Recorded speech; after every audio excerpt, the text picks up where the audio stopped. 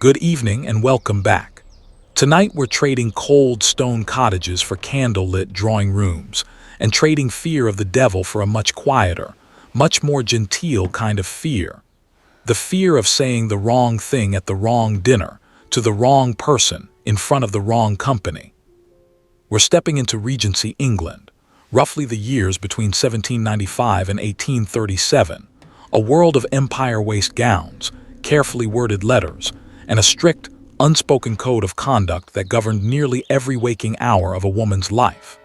Tonight, you are a lady-in-waiting, or, just as often in this period, a lady's companion attending a noblewoman whose comfort, reputation, and daily schedule will now quietly consume your entire existence.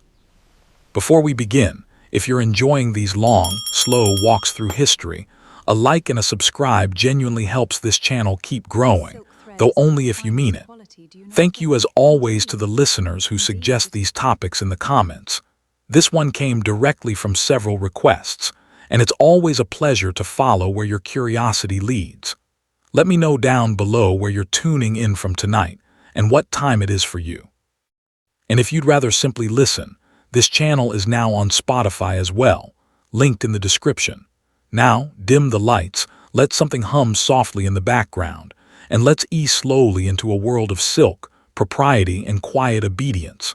Let me ask you something before we start.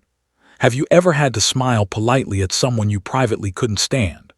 Have you ever memorized a person's preferences so thoroughly that you could anticipate their next request before they made it?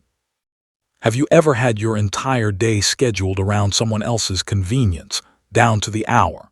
Have you ever had to choose your words so carefully that an entire sentence took shape in your mind before a single syllable left your mouth? If any of that sounds familiar, you already understand something of what's coming. Now imagine doing all of it, every single day, for years, with your future prospects depending on how gracefully you managed it. Congratulations, you've just opened your eyes in a well-appointed but not overly grand townhouse in London, sometime around 1813. The fire is lit, the tea has been brought up, and somewhere down the corridor your mistress is already awake and already in her quiet way expecting you. Let's begin with a clarification worth making early, because the popular imagination often blurs several distinct roles into one romantic image. A lady-in-waiting in the strictest historical sense was a woman who attended a queen or a princess of the royal household, a formal, prestigious position, often unpaid or only nominally paid, awarded as an honor to women of the aristocracy. A lady's companion, meanwhile, was a considerably more common role, a gentlewoman, frequently of reduced or modest means, employed by a wealthy or aristocratic woman to provide company, assistance, and a certain social respectability to her daily life. Tonight, we'll walk primarily through the world of the companion, since her experience was far more widespread across Regency society, while touching on the more rarefied life of an actual royal lady-in-waiting where the history is genuinely relevant. Both roles, in their own way, reveal the same underlying truth about this era. A woman's value was measured largely by how usefully she could attach herself to someone else's household. So let's start with the most fundamental fact of your position. You are, in almost every sense that mattered to the society around you, dependent. Not a servant exactly, your birth, your education, your manners placed you firmly above the housemaids and the cook, but not quite family either. You occupied a strange, suspended middle rung on the social ladder, close enough to gentility to sit at the dinner table, far enough from real independence that you could be dismissed, reassigned, or quietly forgotten the moment your usefulness ran out. This in-between status was, in many ways, the defining feature of the entire role, and it's worth sitting with for a moment, because it explains almost everything that follows tonight. In Regency England, a woman's social position depended overwhelmingly on her connections, a father's income, a husband's rank, a family estate. A companion or lady-in-waiting had, by definition, stepped outside that protective structure, usually through circumstance rather than choice. Perhaps her father had died without leaving her a sufficient portion. Perhaps an inheritance had gone to a distant male cousin, as the law of the period so often required. Perhaps she had simply never married, and had reached an age where her family could no longer easily support her at home. Whatever the specific cause, she now found herself needing to earn her keep in one of the only ways considered respectable for a woman of her class, through genteel service in someone else's household. Consider how narrow that path actually was. A woman of good birth but limited means in this period had remarkably few dignified options. She could not, in any respectable sense, take up a trade. She could not easily support herself through paid labor of the kind available to working-class women, since manual or commercial work would have meant a permanent and irreversible loss of social standing for herself and her family.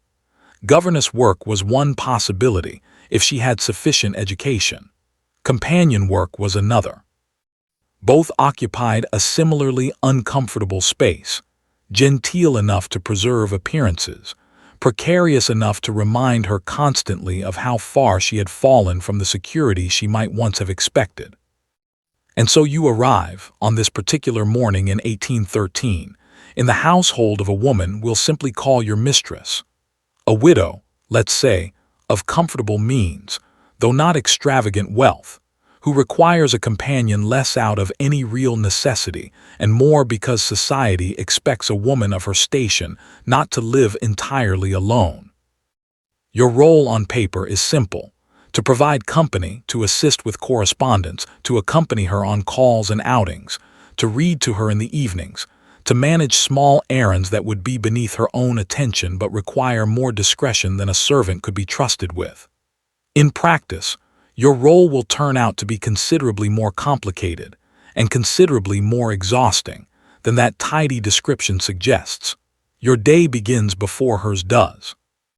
This is one of the quiet, unspoken rules of the position that no one will ever explain to you directly, but which you learn very quickly through simple observation. You must be dressed, composed, and ready well before your mistress rings for you, because to be found still preparing yourself when she calls is a small but noticeable failure. The kind of thing that gets mentioned, gently but pointedly, over tea with her friends. So you rise early. In a room that is comfortable but modest, smaller than the guest chambers, tucked away in a part of the house that signals, without anyone needing to say so, exactly where you stand in the household's hierarchy. Think about what that physical placement communicates, day after day, in a house full of people who understand social signals fluently. Your room is not among the family bedrooms, but it is not with the servants either. It sits in a kind of architectural no man's land, much like your social position itself, comfortable enough to acknowledge your gentility, distant enough from the family quarters to make unmistakably clear that you do not belong among them as an equal. Every morning, walking from that room to begin your duties, you pass through a house that has already, silently, told you where you fit. Breakfast in most households of this kind was taken separately from the family, or at a slightly staggered hour, early enough that you could be fully prepared to attend your mistress the moment she required you, but positioned so as not to intrude on the family's own private morning routine unless specifically invited. This wasn't necessarily cruelty on anyone's part. It was simply the accepted shape of the arrangement, absorbed by everyone in the household as naturally as the weather. You eat quickly, you review whatever correspondence or tasks await attention, and you wait for the summons that will begin your actual working day. And here is where the real texture of the role reveals itself, because a lady's companion in Regency England was not hired for any single, clearly defined task. She was hired, in essence, to be endlessly available, endlessly adaptable, and endlessly pleasant, regardless of her own private feelings on any given morning. Your mistress might want you to read aloud from a novel for an hour. She might want you to sit quietly beside her while she writes letters, offering opinions only when specifically asked. She might want you to accompany her on a round of social calls, remembering the names and connections of a dozen acquaintances, so that you can quietly prompt her if her own memory falters. She might, on a difficult day, simply want someone present in the room, someone whose company confirms that she is not, in fact, entirely alone in the world, without ever wanting to acknowledge that need directly, since admitting loneliness was its own kind of social vulnerability in this era. This is worth pausing on, because it captures something essential about the whole arrangement.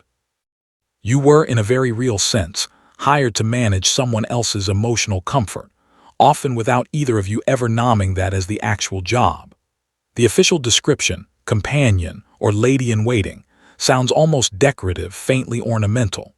The lived reality was considerably more demanding.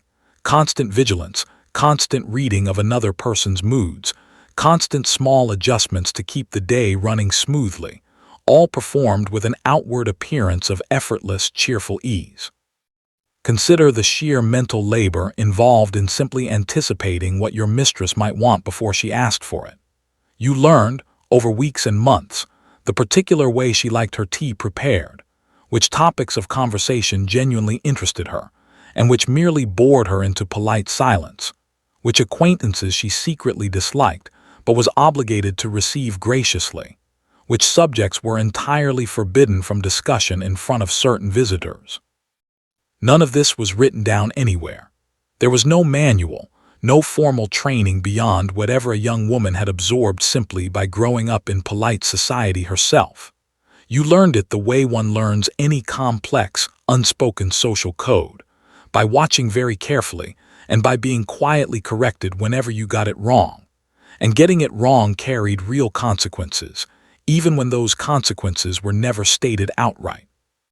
A companion who consistently misjudged her mistress's moods, who spoke when she ought to have remained silent, who offered an opinion that clashed too sharply with her employer's own, risked something far more serious than a simple scolding. She risked her position entirely, and a position, for a woman in her circumstances, was very often the only thing standing between genteel respectability and a much more precarious existence. This is the quiet tension that ran underneath every single interaction of the day. The constant, low-level awareness that your continued security depended entirely on managing another person's satisfaction, moment by moment, with no real recourse if you failed. It's worth comparing this, gently, to a modern equivalent many of us will recognize immediately. Think of the particular exhaustion of a job where your entire worth is measured by how well you manage someone else's temperament. A demanding manager, perhaps, or a client whose moods shift unpredictably, where your actual competence matters less, in practice, than your ability to read a room and adjust yourself accordingly. Now imagine that same dynamic extended across every single hour of your day, inside the very house where you also sleep, with no clear boundary between working hours and personal time, and with your entire social standing, present and future, riding on how gracefully you managed it. That was the quiet, ongoing reality beneath the elegant surface of the role. Once the summons finally arrives, your actual working day begins in earnest, and it's worth walking through what that day genuinely looked like, because the popular image of Regency ladies drifting elegantly through drawing rooms tends to leave out just how structured, and how quietly demanding, this daily rhythm actually was. Morning calls occupied a significant portion of upper and middle gentry social life in this period, and as a companion, you were very often expected to accompany your mistress on them. Understand first what a call actually meant in this context, because it functioned quite differently from a casual visit in the modern sense. Morning calls, despite the name, typically took place in the early afternoon, and they followed a genuinely intricate set of unwritten rules governing who could call on whom, in what order for how long, and under what circumstances. A newly arrived family in the neighborhood, for instance, could not simply call on an established household uninvited. They generally waited to be called upon first, a small but significant marker of relative social standing. Calls were expected to be brief, rarely lasting more than 15 or 20 minutes, and conversation during them stayed carefully within the bounds of acceptable topics: health, weather, mutual acquaintances, recent public entertainments, while steering firmly away from anything approaching genuine intimacy or controversy. Your role during these calls was subtle but essential. You were there in part simply as a mark of respectability, a widow or an unmarried lady of a certain age calling without any companion at all might, depending on the specific circumstances, draw faint but real social comment. You were also there as a kind of quiet social memory bank. Your mistress might have a dozen or more acquaintances to keep track of across a single social season, each with their own web of family connections, recent events, ongoing disputes, and delicate subjects best avoided. Part of your unspoken job was to remember all of it, and to offer a discreet word or gentle prompt if her own memory faltered mid-conversation. A skill that required genuine attentiveness, since any error on your part reflected, however unfairly, on her. Consider the mental effort this actually required, sustained over months and years. You were, in effect, holding an entire social map in your head at all times. Who was recently married, who was in mourning and therefore should not be asked about certain topics, whose daughter had just made her debut into society, whose family had suffered some recent financial reversal that was not to be mentioned directly. None of this information came with any formal briefing. You absorbed it the way you absorbed everything else in this role, through careful observation, through overheard conversation, through the simple accumulated experience of paying very close attention for a very long time. Correspondence occupied another substantial portion of your working hours, and this deserves real attention, because letter writing in this period was nothing like the casual, instant communication we're accustomed to today. A single letter might be drafted, reconsidered, and redrafted several times before being deemed acceptable to send, because written correspondence in genteel society served as a kind of permanent, circulating record of a person's character, wit, and breeding. A poorly worded letter could embarrass a family for months, passed around and quietly critiqued among acquaintances. Your mistress, particularly if her own handwriting or composition skills were imperfect, might rely on you heavily for this task, drafting responses to invitations, managing condolence letters, maintaining correspondence with distant relatives, all while carefully preserving her voice and social standing rather than your own. This required a genuine and specific skill set that a companion was expected to possess, seemingly by default, despite receiving no formal training for it. You needed elegant, legible handwriting. You needed a working knowledge of the era's elaborate conventions around modes of address, appropriate levels of formality depending on the relationship between correspondents, and the delicate art of conveying refusal, disappointment, or disagreement without ever appearing impolite. A letter declining an invitation, for instance, needed to communicate genuine regret without inviting further pressure to reconsider. A small but real diplomatic exercise, repeated dozens of times across a single social season. Needlework filled a great deal of the remaining hours, and it's worth explaining why this activity held the significance it did, because to modern eyes it can look like simple decorative pastime, when in fact it carried real social weight. Fine needlework, embroidery, lacework, the creation of decorative household items, was considered a genuine marker of feminine accomplishment and refinement in this era. A woman's skill with a needle said something meaningful about her patience, her attention to detail, her suitability as a future wife and household manager. As a companion, you were very often expected to sit with your mistress during long afternoon hours, both of you working quietly on needlework together, sometimes in comfortable silence, sometimes while she dictated a letter or simply talked through her own thoughts aloud, using you as a kind of patient, ever-present sounding board. There's something worth noticing in this particular arrangement, because it captures a recurring pattern in the entire role. Your presence in moments like these served a purpose that had very little to do with any concrete task and everything to do with simple companionship. The quiet reassurance, for your mistress, of not being entirely alone with her own thoughts. This was genuinely valuable to her, and genuinely exhausting for you in ways that were never acknowledged as actual labor, because sitting attentively, responding appropriately, maintaining pleasant conversation for hours at a stretch, day after day, draws on a real and finite kind of emotional energy. Even when, from the outside, it looks like nothing more than two women quietly sewing together in a well-lit room. Music, too, played its part in your expected duties, depending on your own particular accomplishments. If you played the pianoforte or sang with any skill, you might be called upon regularly to provide evening entertainment, both for your mistress's private enjoyment and, more significantly, when guests were present. This carried its own peculiar pressure. A companion who performed music beautifully risked, in a strange way, overshadowing her own employer in front of company, a genuine social hazard that required careful, constant calibration. You needed to perform well enough to reflect creditably on the household, while never quite outshining the woman whose household it actually was. It's a delicate balance that modern readers might recognize in other, gentler forms even now.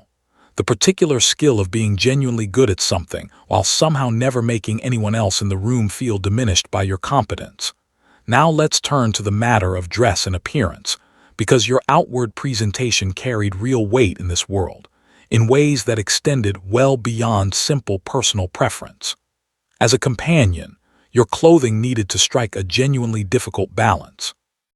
You had to appear neat, tasteful, and appropriately genteel, a reflection, after all, on the household you served, while never appearing so fashionable or so richly dressed as to suggest any confusion about your actual social position within that household. Regency fashion for women of means favored high-waisted muslin or silk gowns, often in pale colors, with relatively simple silhouettes compared to earlier eras, but the specific quality of fabric, the presence or absence of fine trimmings, the freshness of one's bonnet, all communicated subtle but real information about a woman standing to anyone paying attention. And in this society, everyone was paying attention. A companion typically dressed several notches below her mistress in terms of visible expense, not because any explicit rule demanded it, but because the entire unspoken logic of the arrangement required it. To dress too well was to risk appearing presumptuous, as though reaching above your actual station. To dress too plainly was to risk embarrassing your employer by appearing shabby or ill-cared for in front of her own social circle. Navigating this narrow space, on what was often a genuinely modest salary, required real skill and real restraint, a constant, quiet calculation running beneath every decision about what to wear on any given day. And this brings us to a subject that shaped nearly everything else in a young companion's private hopes, marriage, and what this particular role meant for her own prospects of ever achieving it.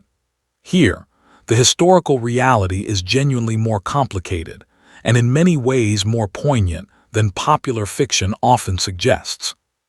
For many young women who took up companion work, the position represented, in some sense, a quiet acknowledgement that their own marriage prospects had already narrowed considerably.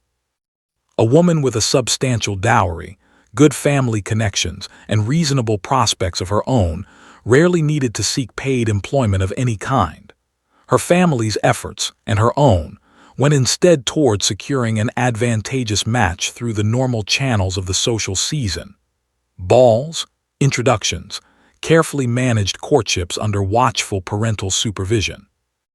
A young woman who found herself instead working as a companion had very often already been quietly excluded from that path, whether through insufficient fortune, an inconvenient family scandal, advancing age without a prior engagement, or simply an accident of birth order that left her with no independent means of her own. This isn't to say that marriage became entirely impossible once a woman entered this line of work. It did happen on occasion that a companion married well, particularly if her employer's household brought her into contact with eligible men of reasonably good standing, a clergyman perhaps, or a widowed gentleman of moderate means, who valued her evident good sense and gentle manners over a large fortune she didn't possess. But these outcomes were the exception rather than any reasonable expectation, and every companion understood this quite clearly, even if the understanding was rarely spoken aloud directly. Consider what this meant for a young woman's daily emotional experience, carried quietly beneath the surface of every polite conversation and every carefully composed letter. She was, in a very real sense, managing someone else's household while her own future remained genuinely uncertain, watching from a slight social distance as women her own age, sometimes women she had grown up alongside, moved forward into marriages, households, and children of their own, while her own path remained suspended in this strange, dependent middle position, with no clear resolution in sight. It's a particular kind of quiet loneliness that doesn't announce itself dramatically, but simply accumulates, year after year, in the small daily moments when she watched other women's lives proceed according to a script that her own circumstances had denied her. Let's talk now about temperament, because managing your mistress's moods was, in many households, the single most demanding and least acknowledged part of the entire role. No employer, however kind by nature, remained perfectly even-tempered across every single day of a long working relationship, and a companion's genuine value often lay less in any specific skill than in her ability to absorb, soften, and quietly redirect whatever emotional weather happened to be passing through the household on a given morning. Consider a fairly ordinary difficult day. Your mistress wakes with a headache, or receives an unwelcome letter from a relative, or simply feels the particular restlessness that came with a life offering relatively few outlets for genuine agency or ambition. Regency society, for all its elegance, offered women of her class remarkably few avenues for meaningful action in the world. She could not pursue a profession. She could not vote, hold office, or participate directly in the wider civic and economic life unfolding around her. Her sphere, however comfortable, was genuinely narrow, confined largely to household management, social visiting, correspondence, and the raising of children if she had any. A woman of real intelligence and energy, boxed into that narrow sphere, might reasonably feel a kind of quiet frustration that had nowhere obvious to go, and where exactly does frustration with no other outlet tend to land? Very often, on whoever happens to be nearest and least able to push back. This is not, it's worth saying clearly, a claim that every mistress treated her companion poorly. Many relationships of this kind were genuinely warm, even affectionate, evolving over years into something closer to real friendship despite the underlying inequality of the arrangement. But the structural conditions for difficulty were always present, built into the very shape of the role, and a companion needed to develop real skill in managing them regardless of her particular employer's temperament. You learn to recognize the early signs of an approaching bad mood, a particular sharpness in her tone, a restlessness in how she moved about the room, and you learned, through trial and error, which responses helped ease the tension and which responses, however reasonable they might have seemed to you personally, only made things worse. Sometimes the correct response was simply silence, giving her the space to work through her own irritation without your active participation. Sometimes it was gentle, careful conversation, steering her attention toward something pleasant enough to lift her spirits without ever appearing to manage her deliberately, since being managed, even kindly, was its own kind of subtle insult that a proud woman rarely appreciated being reminded of. Sometimes it simply meant absorbing a sharp word or an unfair criticism without visible reaction, filing it away privately rather than responding in kind, because a companion who argued back, however justified her position, risked far more than her employer ever did in the same exchange. This is worth sitting with for a moment, because it's a genuinely difficult emotional skill to sustain over years. The ability to remain outwardly composed and pleasant while absorbing, again and again, the ordinary emotional weather of someone else's difficult day, with no real space of your own in which to have a difficult day of your own in return. We recognize a gentler version of this dynamic even now, in certain kinds of modern work, the particular exhaustion of any role where managing another person's emotional state has quietly become part of the job description, even if nobody ever wrote it down that way in the original employment terms. The difference, of course, is that a modern employee generally goes home in the evening to a life entirely her own. A Regency companion very often had nowhere else to go. Her workplace and her home were the same rooms, her employer and her housemate the same person, and there was rarely any genuine escape from the relationship, however difficult it occasionally became, short of leaving the position entirely. And leaving a position, as we've discussed, carried its own serious risks to a woman with genuinely limited alternatives. Now let's turn to a genuinely fascinating and often overlooked dimension of this role, your relationship with the household's actual servants, because this occupied its own peculiar and uncomfortable middle ground. You were not, strictly speaking, a servant yourself, in the formal sense that governed the housemaids, the footmen, the cook, and the other staff who kept the household running. Your birth, your education, your manners set you apart from them, and everyone in the house, servants included, understood this distinction clearly. And yet you were also not family, not truly an equal to your mistress or to any visiting guests of her own social circle, and the servants understood this equally clearly. This left you occupying a strange, unstable position in the household's social hierarchy, too genteel to eat in the servants' hall as a matter of course in most households, yet too dependent, too much an employee yourself, to be treated by the servants with quite the same deference reserved for the family. Some households handled this ambiguity gracefully, with an established, comfortable routine that everyone understood and accepted. Others handled it considerably less gracefully, leaving a companion to navigate genuine social awkwardness on a near-daily basis, uncertain of her exact standing relative to the housekeeper, the lady's maid, or the butler, none of whom reported to her directly, and some of whom might have served the family for decades longer than she herself had been present in the house.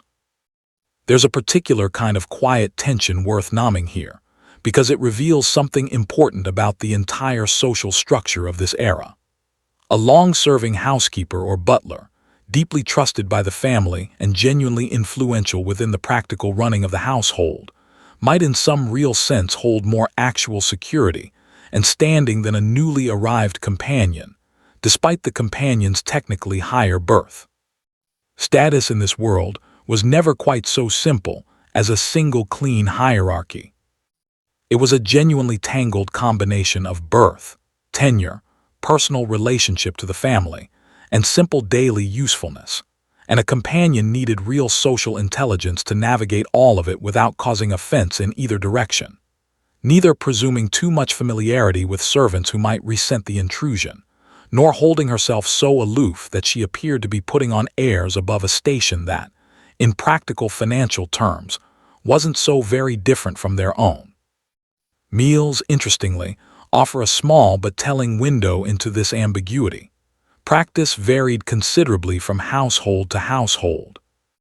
But a companion very often took her meals with the family rather than with the servants, particularly at dinner, since her presence at the family table served, in part, exactly the social function we discussed earlier, providing company and a certain respectable fullness to occasions that might otherwise seem thin or lonely. But her seating position at that table, the order in which she was served, the deference paid to her by the footmen attending the meal, all communicated subtle but real signals about her actual standing relative to the family and any guests present. A perceptive companion learned to read these signals fluently, understanding without ever needing to be told exactly where she stood on any given evening, in any given company.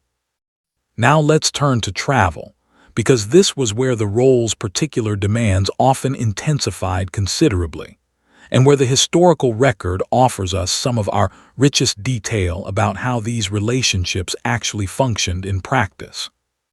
Regency society placed real importance on the country house visit, extended stays, sometimes lasting weeks, at the estate of a friend, relative, or acquaintance, particularly during certain seasons when London's social scene quieted, and the countryside offered hunting, shooting, and an entirely different rhythm of entertainment.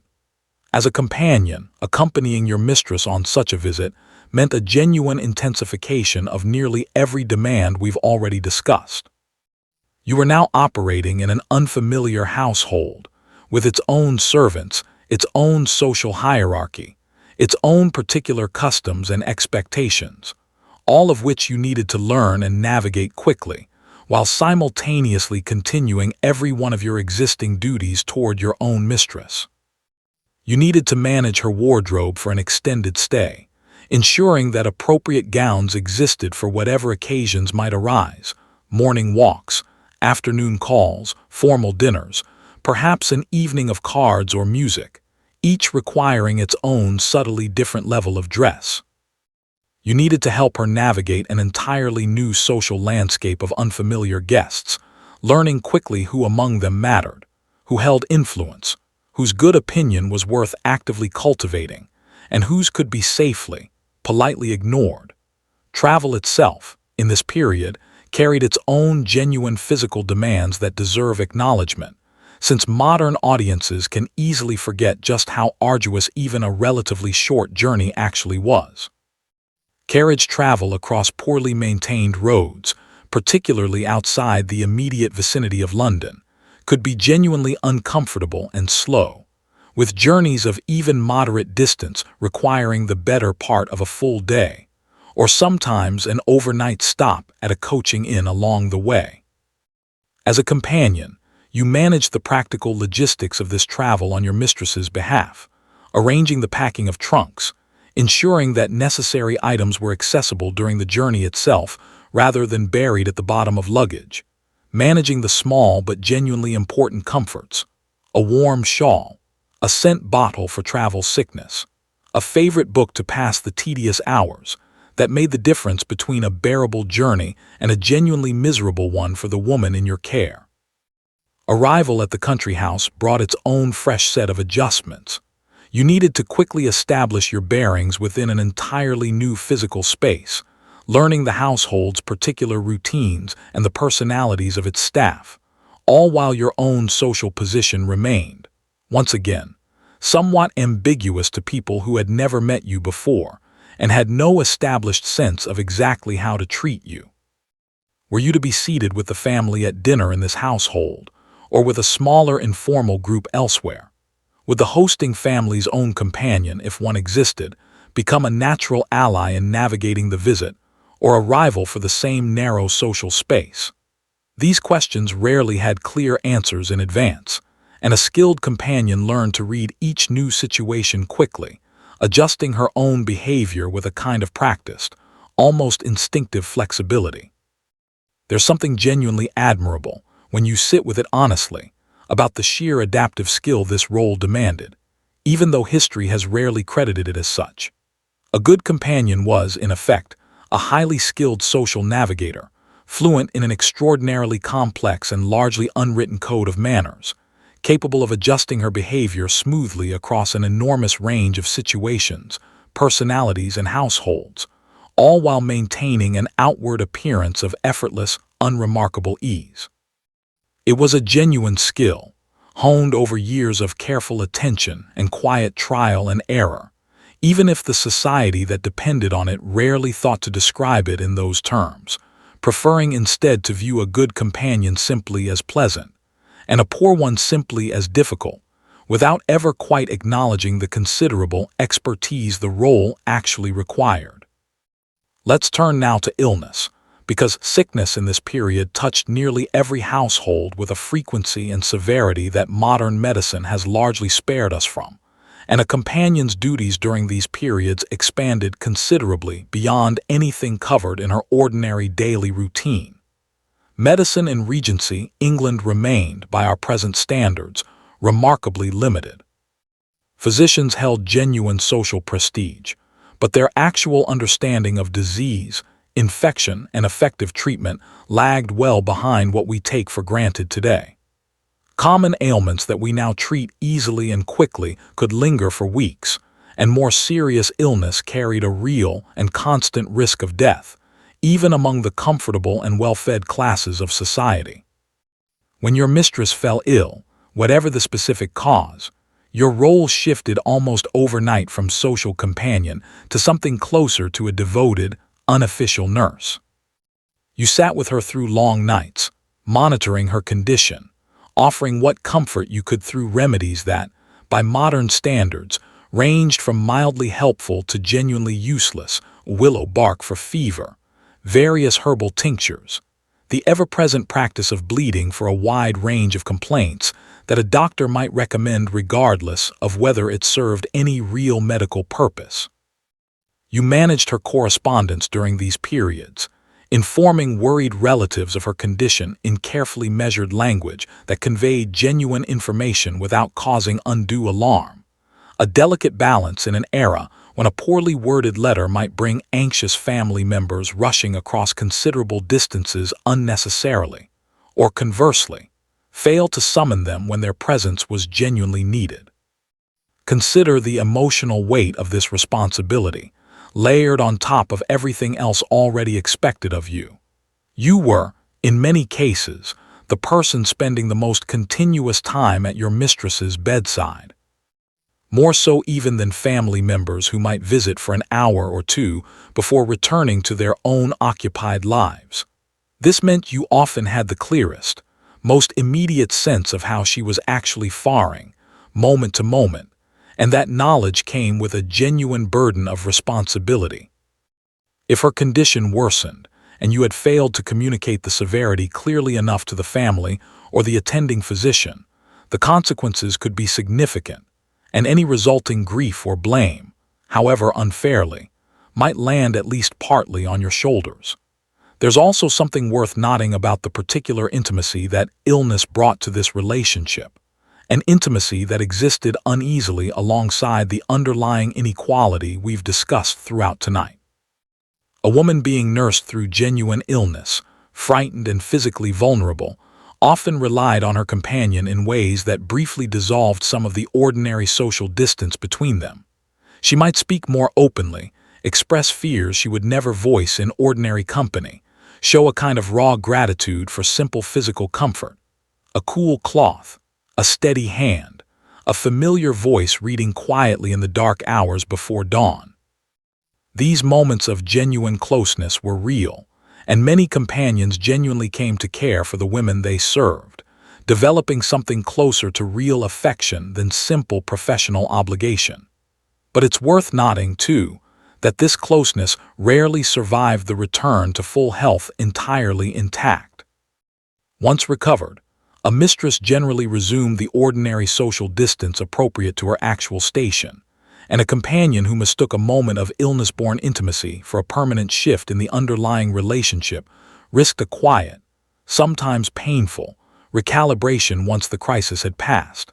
Now let's address the matter of money directly, because the financial reality of this role deserves honest attention, and it's considerably less romantic than popular fiction often suggests. A lady's companion in this period typically earned a modest annual salary. Figures varied considerably depending on the household's wealth and the companion's own particular skills and connections, but many companions received something in the range of £20 to £40 per year, occasionally somewhat more in wealthier households, alongside room and board. To place that figure in context, a skilled tradesman of the period might earn a broadly comparable or somewhat higher annual income, while domestic servants in more junior positions typically earned considerably less. A companion's salary reflected her genteel status without ever quite matching the actual cost of maintaining that gentility independently. This is worth sitting with for a moment, because it captures a genuine structural bind at the heart of the role. Your position required you to dress, speak, and comport yourself as a lady of good breeding, maintaining the outward appearance appropriate to your birth.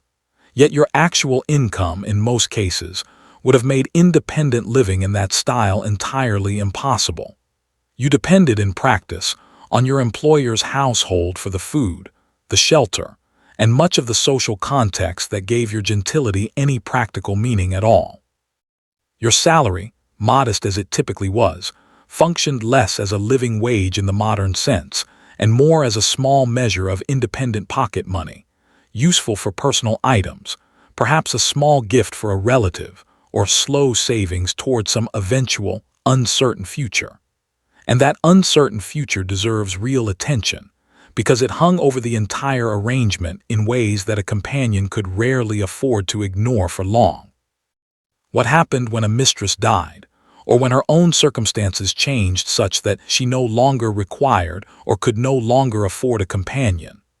A younger companion might, with good fortune and good connections, find a new position relatively quickly, perhaps through a recommendation from her current or former employer, since a good reference carried real weight in a world that ran heavily on personal connection and reputation. An older companion, having spent years or even decades in service to a single household, faced a considerably more precarious situation, with fewer prospects of marriage, limited savings, and an uncertain welcome awaiting her return to whatever family she might still have, if that family's own circumstances had changed unfavorably in the intervening years.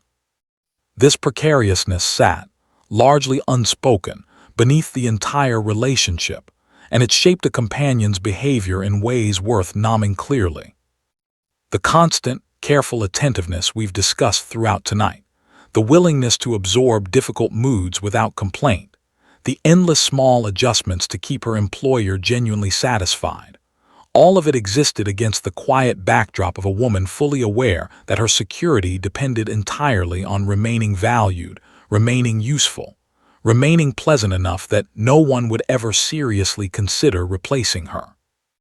It's a particular kind of ongoing vigilance that doesn't announce itself dramatically in any single moment, but accumulates, day after day, year after year, into something genuinely wearing, even for women who by outward appearance seemed perfectly content in their positions. Now let's turn to something considerably lighter, at least on the surface: the social season, and the world of balls, assemblies, and formal entertainments that so thoroughly defines the popular image of Regency England.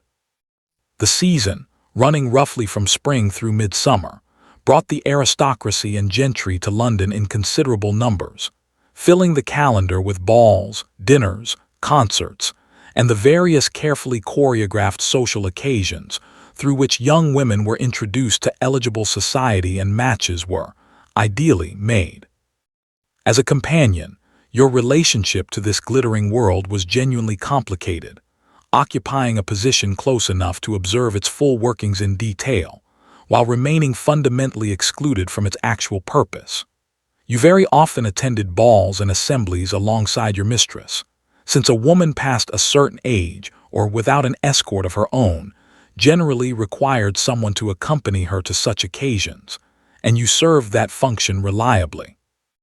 You witnessed, up close, the entire elaborate machinery of Regency courtship, the careful seating arrangements, the significance of who danced with whom and how many times across a single evening, the quiet calculations happening beneath every polite exchange between eligible young people and their watchful families. But your own presence at these occasions rarely carried the same purpose or possibility.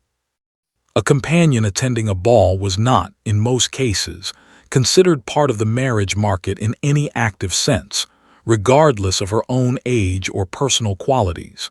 She occupied instead a kind of quiet, supportive role at the edges of the room, watching over her mistress's comfort, perhaps managing a shawl or a fan, available to be sent on some small errand, present but not truly participating in the evening's central social purpose. This distinction, rarely stated outright, was nonetheless perfectly understood by everyone present, including the companion herself. Consider what it must have felt like, for a woman still young enough to have once imagined a different future for herself, to stand at the edge of dozens of such evenings across a period of years, watching other women her own age move through the very rituals of courtship and romance that her own circumstances had placed permanently out of reach. It's a particular kind of ache that rarely made its way into the letters and diaries that survive from this period, since complaining of such feelings would have violated the same code of composed, cheerful gentility that governed everything else about her role. But we can reasonably infer its presence, sitting quietly beneath the elegant surface of so many recorded evenings, in the simple human logic of watching a life unfold in parallel to your own that you once might have expected to live yourself. And yet it would be unfair and historically inaccurate to paint this experience only in shades of quiet sorrow. Many companions found genuine pleasure in these evenings as well: the music, the fine dress, the simple sensory enjoyment of a well-lit ballroom filled with animated conversation, the pleasure of witnessing romance unfold successfully for a young woman she had genuinely come to like, even without any prospect of the same unfolding for herself. Human beings are remarkably capable of holding complicated, even contradictory feelings simultaneously, and there's no reason to assume every companion experienced these evenings purely as painful reminders of her own diminished prospects. For many, genuine enjoyment and quiet wistfulness likely coexisted, in much the same complicated way that most of us experience occasions that highlight both what we have and what we don't. Let's turn now to the more formal, rarefied world of the actual royal lady-in-waiting, because this role, while considerably less common than the ordinary companion position we've spent most of tonight exploring, deserves its own careful attention, since it operated under genuinely different rules and carried a genuinely different kind of prestige.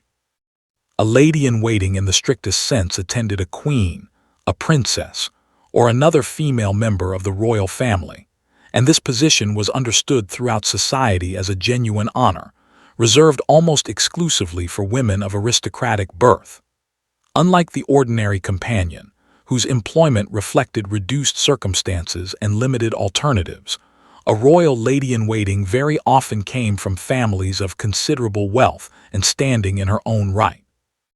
Her appointment to royal service was not, typically, a matter of financial necessity, but rather a mark of favor, connection, and social distinction that reflected well on her entire family. During the Regency period specifically, this meant attendance on figures such as Queen Charlotte, the wife of King George III, and later on the various royal princesses, including those attending the household of the Prince Regent's own establishment, once he assumed the regency in 1811 due to his father's illness. The structure of royal households in this period was genuinely elaborate, with various formal positions carrying specific titles, responsibilities, and precedence: ladies of the bedchamber, women of the bedchamber, maids of honor, each occupying a distinct rung in a carefully calibrated hierarchy that mirrored, in miniature, the broader social hierarchy of the aristocracy itself. The daily duties of a royal lady-in-waiting shared certain similarities with the ordinary companion role we've already explored in detail: attendance at toilette, accompaniment on outings, assistance with correspondence, provision of company and conversation. But the scale, the formality, and the underlying stakes were considerably heightened. A royal lady-in-waiting operated within the intense scrutiny of court life, where every action, every word, every visible reaction to the royal figure she attended might be observed, discussed, and interpreted by dozens of other courtiers, diplomats, and visiting dignitaries, all of whom understood that royal favor, once gained or lost, carried real consequences for an entire family standing at court and beyond. Consider what this meant in practical terms for the women who held these positions. Every conversation required a heightened level of discretion, since court gossip traveled quickly and carried genuine political weight in an era when royal favor still meaningfully influenced appointments, marriages, and family fortunes across the aristocracy. A lady-in-waiting who spoke carelessly, who repeated something overheard in confidence, who failed to read correctly which topics were welcome, and which were forbidden in the royal presence on a given day, risked not merely her own position, but potentially her family's broader standing within court circles that mattered enormously to their continued social and political influence. There's also something worth noting about the genuine constraints on personal freedom that came with this more elevated position, constraints that in some ways exceeded even those faced by an ordinary companion. A royal lady-in-waiting typically could not marry, travel, or make significant personal decisions without at least the tacit approval of the royal household she served, since her time and attention belonged, in a very real sense, to her royal mistress for as long as she held her position. Some women held these appointments for years, even decades, their own personal lives quietly subordinated to the rhythms and requirements of royal service, in exchange for the genuine prestige and occasional material benefit that such proximity to the crown could eventually provide, whether through royal patronage, advantageous introductions, or simply the accumulated social capital of having served with evident loyalty and discretion. Now let's turn to education, because the accomplishments expected of both the royal lady-in-waiting and the ordinary companion reveal a great deal about what Regency society actually valued in its women, and how narrowly those values were defined. A young woman's education in this period, assuming her family possessed sufficient means to provide one, focused overwhelmingly on what contemporaries called accomplishments, a specific, well-understood cluster of skills designed to demonstrate refinement and marriageability rather than intellectual development in any broader sense. These accomplishments typically included proficiency in at least one modern language, most commonly French, since fluency in French carried real social cachet and practical use in an era when much fashionable literature, correspondence, and conversation among the upper classes drew heavily on French vocabulary and cultural reference. Music, whether vocal or instrumental, particularly skill at the pianoforte or harp, ranked among the most highly prized accomplishments, since musical performance offered young women one of the few socially sanctioned opportunities to display themselves favorably in mixed company. Drawing and watercolor painting rounded out the typical curriculum, alongside needlework, dancing, and a working knowledge of history, geography, and literature sufficient to sustain intelligent conversation without ever venturing into territory considered inappropriately learned or masculine for a woman's mind. It's worth pausing on that last distinction, because it reveals something genuinely important about the intellectual constraints placed on women of this era. Society generally approved of a woman possessing enough knowledge to converse pleasantly and intelligently on a range of subjects, while actively discouraging any deeper scholarly pursuit that might mark her as unfeminine, overly serious, or, in the period's own telling phrase, a bluestocking, a term applied, often disapprovingly, to women perceived as prioritizing intellectual pursuits over more conventionally feminine concerns. A woman's education, in other words, was calibrated with real precision toward a very specific outcome, making her an agreeable, accomplished companion for a husband and a credit to her family and society, rather than developing her own intellectual capacities for their own sake. For a companion specifically, these accomplishments took on an additional, practical dimension. Her skills needed to be genuinely useful to her employer's daily life and social standing, not merely decorative. A companion who read beautifully aloud, who played the pianoforte skillfully enough to provide pleasant evening entertainment, who could sketch a passable likeness or landscape as a pleasant pastime during a country visit, brought real, tangible value to the household beyond simple companionship. Many young women who eventually took up companion work had received precisely this kind of accomplished education themselves, only to find that the marriage their education had been designed to secure never materialized, leaving them instead to offer those same skills in service to another woman's household rather than within a household of their own. Now let's turn to the conduct books and etiquette manuals that so thoroughly shaped the behavioral expectations placed on women throughout this period. Because these texts offer us genuinely valuable insight into the specific standards a companion was expected to embody in every aspect of her daily conduct. Works of this kind circulated widely among genteel families, offering detailed guidance on proper behavior in virtually every conceivable social situation. How to enter a room, how to address persons of varying rank, how to decline an unwelcome invitation gracefully, how to manage conversation at dinner without appearing either too silent or too forward.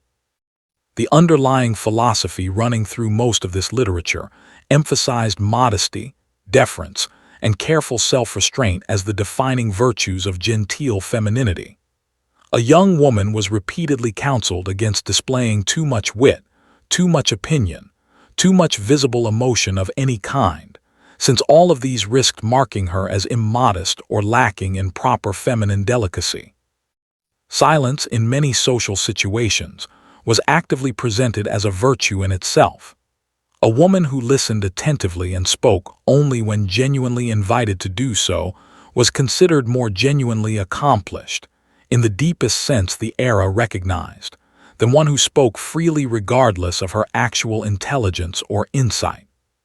For a companion, these general social expectations intensified considerably, layered on top of the additional deference required by her dependent position within someone else's household. She needed to embody not merely the general feminine ideal of modest, restrained conduct, but a further, more specific ideal of the perfectly agreeable, perfectly unobtrusive dependent, present enough to provide genuine value and company, self-effacing enough to never overshadow or inconvenience the woman she served. This is, when you sit with it honestly, a genuinely demanding standard to maintain consistently across years of daily interaction, requiring a kind of constant, low-level self-monitoring that most modern readers would find genuinely exhausting to sustain. Consider the particular psychological toll of living, according to a code that so consistently prized self-suppression as its highest virtue. A companion learned, through years of careful practice, to modulate her own natural responses, opinions, and even emotional reactions, filtering nearly everything through the question of how her behavior would be perceived and whether it served the comfort of the woman she attended. This isn't to suggest that companions necessarily experience this as constant, conscious suffering.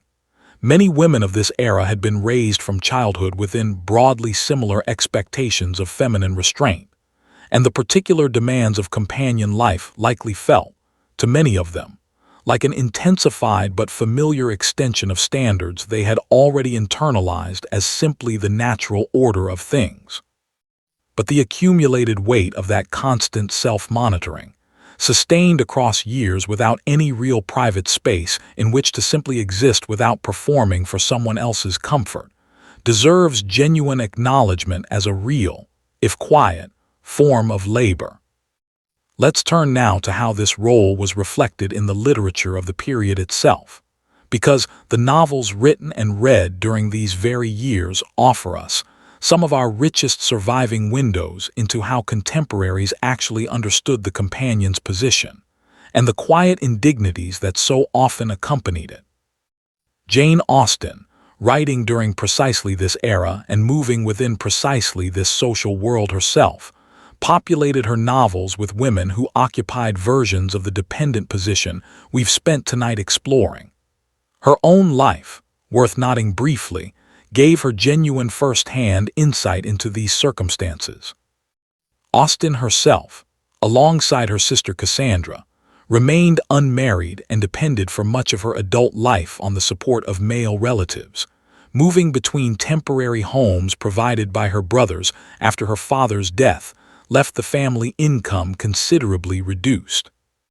She understood, from close personal experience, the genuine precariousness facing women without independent means in this society, and that understanding runs throughout her fiction, with a clarity that feels remarkably modern even now. Consider the character of Jane Fairfax in one of Austen's novels, a young woman of genuine accomplishment and refinement who faces the prospect of taking up a position as a governess, a role closely related to the companion position we've discussed, since it similarly offered one of the very few respectable employment paths available to a genteel woman without fortune.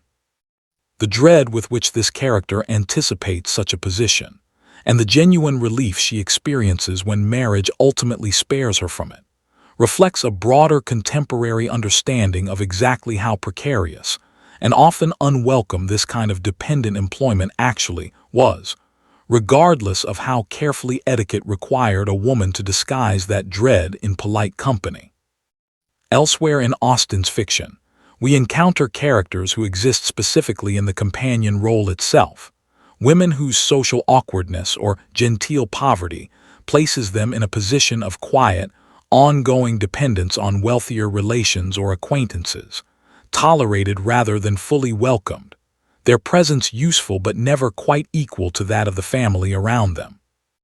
These portrayals, drawn with Austen's characteristically sharp and often gently satirical eye, capture something genuinely important about how society viewed such women, with a kind of casual, unexamined condescension that rarely rose to outright cruelty, but that nonetheless communicated, in 100 small ways, exactly where such women stood relative to everyone else in the room.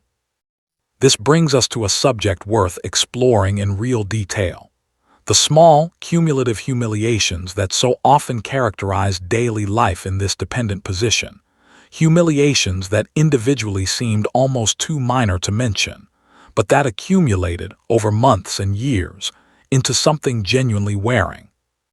Consider, for instance, the simple matter of being spoken about in the third person while present in a room, as though your own opinions or feelings on a subject carried no particular weight worth soliciting directly. Consider being reminded, gently but unmistakably, of some small material kindness extended to you months or years earlier. In a context where the reminder served less to express genuine warmth than to quietly reinforce your ongoing sense of obligation and dependence. Consider, too, the particular sting of watching your mistress's genuine friends and equals receive a warmth and attentiveness in conversation that was never quite extended to you in the same measure, regardless of how many years of loyal, careful service you had provided. You might be treated with real kindness, even real affection, and still understand, in some quiet corner of your awareness, that this kindness operated within clearly understood limits, that you would never quite be invited to forget your actual position in the household, however comfortable that position might otherwise be. These small moments rarely appear dramatically in the historical record, precisely because they were so small, so easily absorbed into the ordinary texture of daily life that neither the woman experiencing them nor the people around her would have thought to record them as anything remarkable. But surviving letters and diaries from women who occupied companion positions during this era do offer occasional glimpses of this quiet, accumulated weight.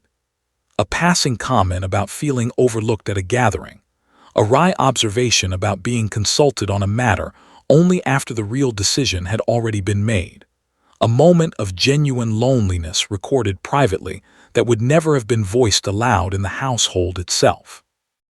It's worth pausing here to consider how this particular kind of quiet, low-grade humiliation compares to more dramatic forms of historical hardship we might more readily recognize and sympathize with.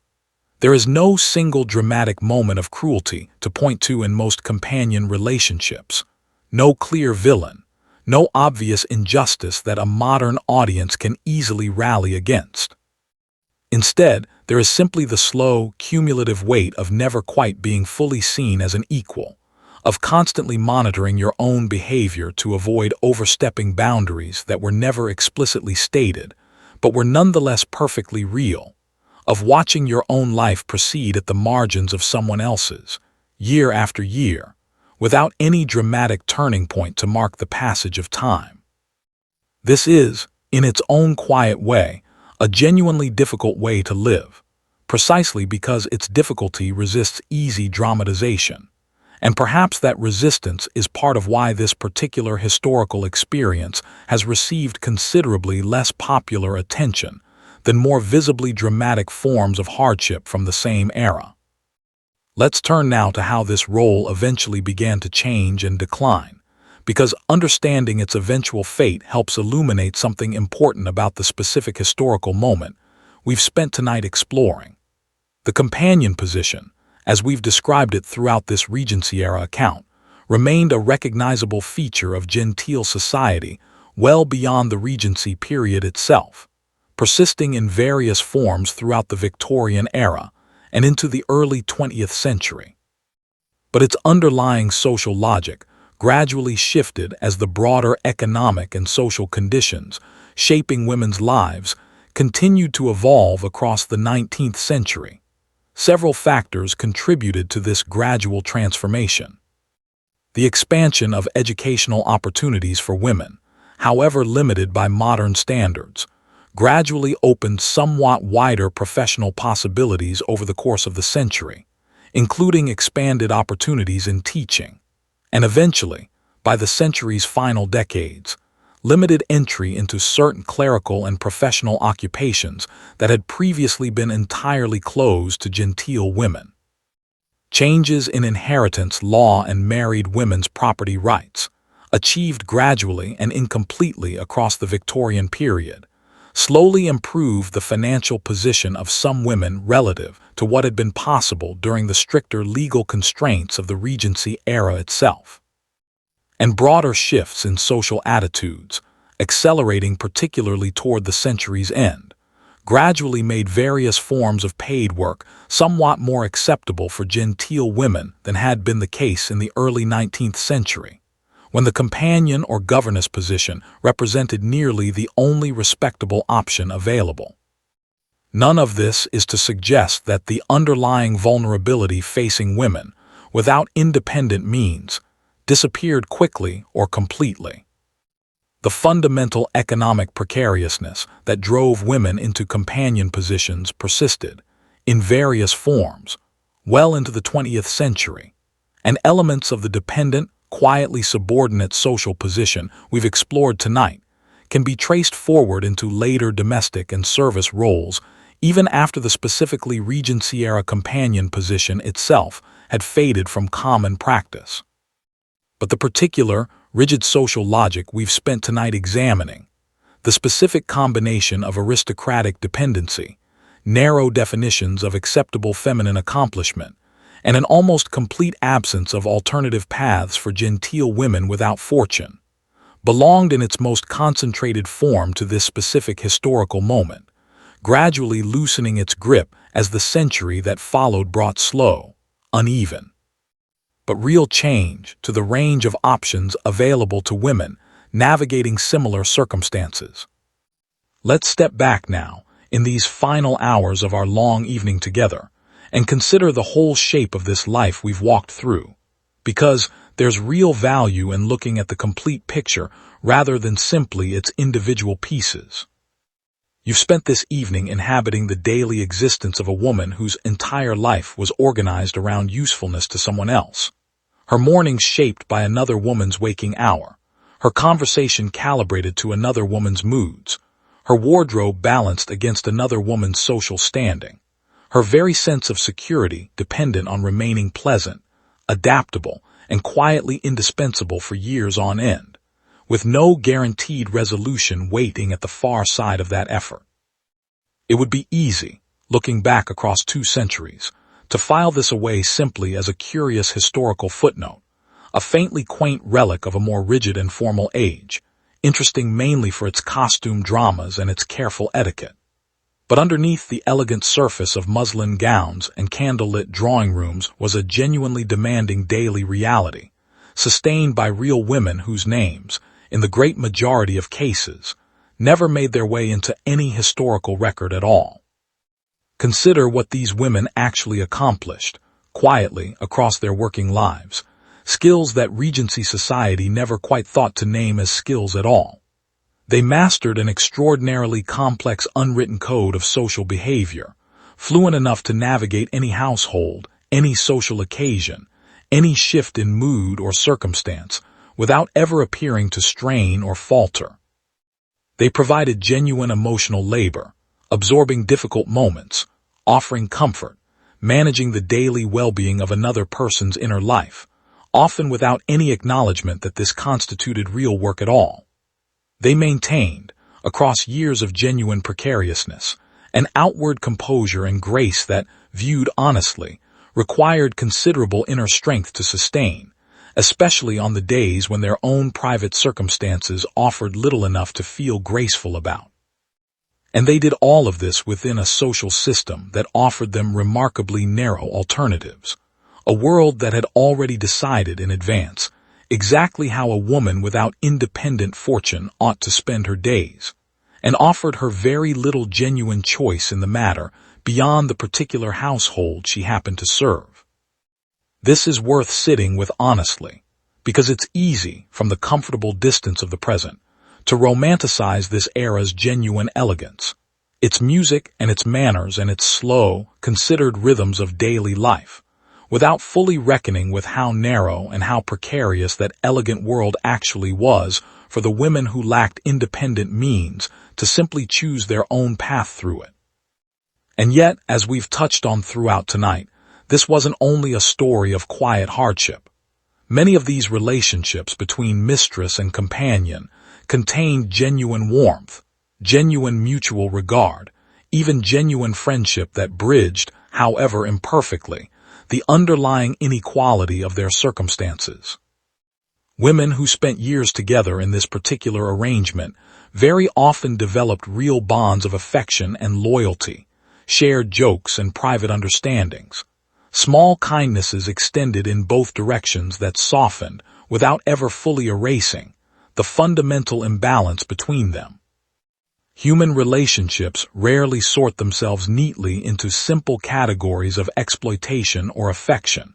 They tend, more often, to hold both simultaneously, in whatever proportion the particular personalities and circumstances allowed. Think, too, about the genuine intelligence and resourcefulness this role demanded and quietly cultivated in the women who filled it, even if the society around them rarely credited these qualities by name.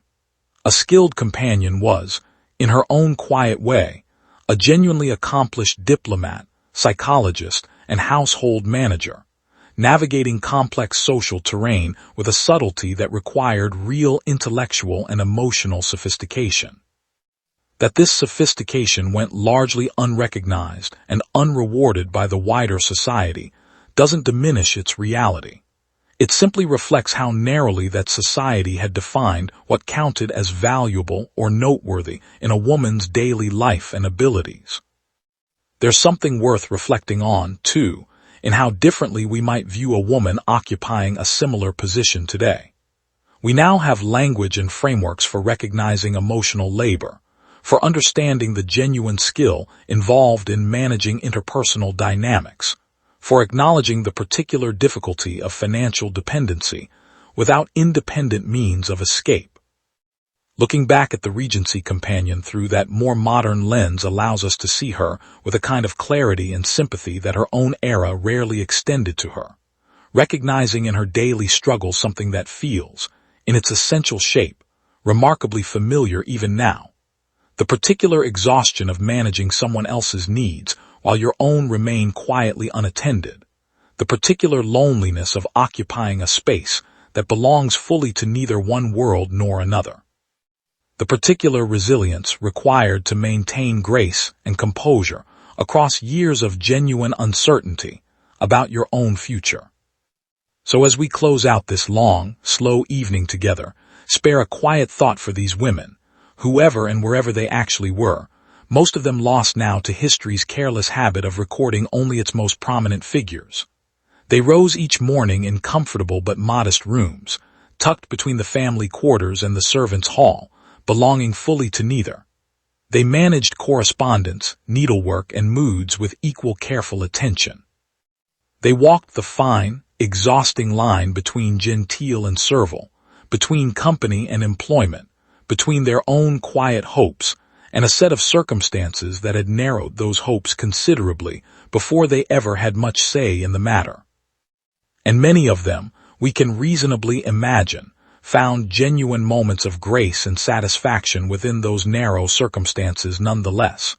The particular quiet pleasure of a well-composed letter, a piece of music played beautifully, a difficult mood successfully soothed, a friendship that grew, against the odds, into something genuinely warm despite the inequality surrounding it. Their lives, unlike the more dramatic histories we've explored on other nights, rarely ended in tragedy or triumph dramatic enough to be recorded for posterity. Most simply continued quietly, through years of careful, largely unacknowledged skill, until age, marriage, changed circumstances, or simple mortality eventually closed that particular chapter, usually without much ceremony or note. And perhaps that quiet, undramatic quality is precisely why this history deserves our attention tonight, because it reminds us that the vast majority of any era's lived experience unfolds not in dramatic, memorable moments, but in exactly this kind of sustained, quiet, largely unrecorded daily effort. The kind of effort that rarely makes it into history books, but that shaped the actual texture of countless ordinary lives across countless ordinary days. So tonight, as you lie there in your own comfortable bed, in your own considerably more independent circumstances, spare a gentle thought for the companions and ladies-in-waiting of Regency England. Women who rose early, managed correspondence, absorbed difficult moods, walked the fine edge between belonging and not belonging, and did it all with a grace that history has only recently begun to properly recognize as the genuine skill and quiet strength it actually was. History, even at its most elegant and its most seemingly gentle, often contains these quiet, sustained difficulties that never quite rise to the level of dramatic tragedy, but that shaped real lives nonetheless. Remembering them honestly, with both clear eyes and genuine warmth, is a small way of finally giving them the attention their own era so rarely thought to offer. Let your thoughts settle now gently into the quiet of your own room. Let the candlelight and the careful conversation of that distant drawing room fade slowly into the dark. You are warm. You are safe. And unlike the woman whose life we've walked through together tonight, your own morning belongs entirely to you. Rest easy now. Let your breathing slow, let your thoughts soften and drift gently into sleep. Good night.